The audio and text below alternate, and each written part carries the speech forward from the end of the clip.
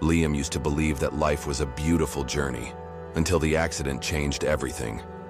One moment, he was laughing with his parents on a road trip. The next, he woke up in a hospital bed, his world shattered. The pain wasn't just physical, it was the unbearable silence of their absence. Days turned into weeks, and grief became his shadow. Friends tried to comfort him, but their words felt hollow. "You have to move on," they said.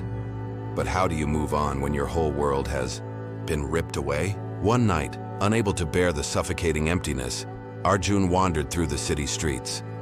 That's when he heard it, a muffled sob from a dark alley. He hesitated for a moment, but then followed the sound. There, curled up in a corner, was a frail little boy, shivering in the cold. His clothes were ragged, his face smeared with dirt.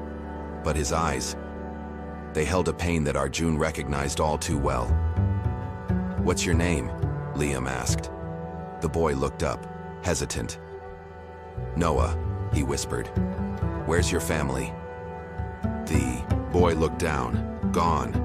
Two simple words, yet they carried a lifetime of sorrow. Liam felt a lump in his throat. For the first time in months, his own pain took a back seat. Without thinking twice, he removed his jacket and wrapped it around Noah's shoulders. "Come with me," he said, his voice firm but gentle.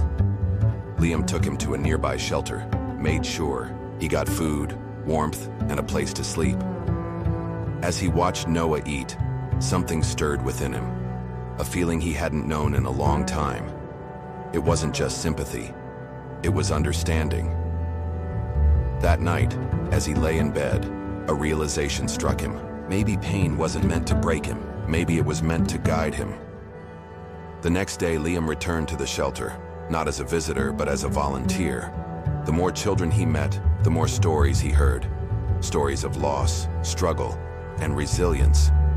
And with every life he touched, he felt his own wounds slowly heal.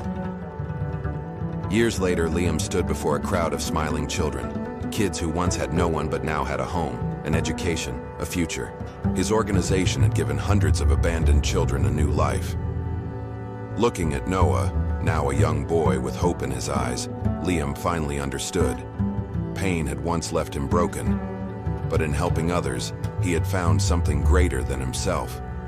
He had found his purpose. Life's struggles and losses can feel overwhelming, but they often shape us into stronger, more compassionate individuals. When we shift our focus from our own suffering to helping others, we find healing and meaning in our pain.